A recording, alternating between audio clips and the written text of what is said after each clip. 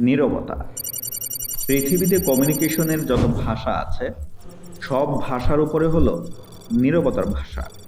নীরবতা ক্ষেত্র বিশেষে আলাদা আলাদা ভূমিকা পালন করে। কখনো দারুণ প্রতিবাদ, কখনো সম্মতি, কখনো উপেক্ষা ইত্যাদি ইত্যাদি নানা অর্থকে প্রকাশ করে নীরবতা। কাজেই শাব্দিক শিল্প, চিত্র, সঙ্গীত কিংবা মিশ্র শিল্পর মাধ্যমগুলো এই নীরবতাকে শিল্পের মর্যাদা দিয়েছে। আসুন আজ জেনে নেই নীরবতা নিয়ে উক্তিগুলো। নীরবতা একটা উপহার, এর সারমর্মকে মূল্য দিতে শিখুন। না বুঝে কথা বলার চেয়ে বিষয় বুঝে শান্তভাবে কথা বলা ভালো।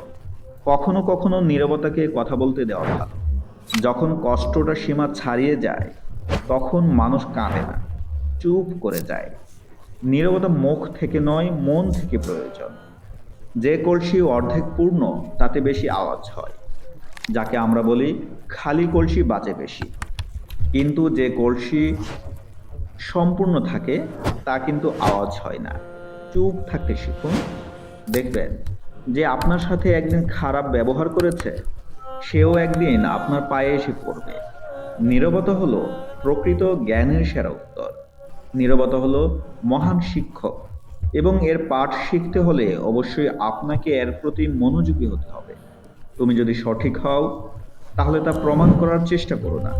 চুপচাপ বসে থাকো। সময় সব জবাব দিয়ে দিবে। উত্তেজনা কোনো বিষয়ে সুষ্ঠু সমাধান নয়। নীরবতাই গভীর ভালোবাসার আসল বহিঃপ্রকাশ। সুসময়ে নীরবতা হলো সবচেয়ে কমান্ডিং অভিব্যক্তি। একজন শান্ত মানুষের সংকল্পকে অবমূল্যায়ন করবেন না। নীরবতা কথা বলে। যখন শব্দ নিজ থেকে চুপ হয়ে যায়, জীবনের তারাগুলোতে যখন আপনি অনুভব করতে শুরু করেন যে আপনি কোথাও হারিয়ে গেছেন, তখন কিছুক্ষণ শান্তভাবে বসে থাকলে আপনি আবার সঠিক পথে হাঁটা শুরু করতে পারবেন।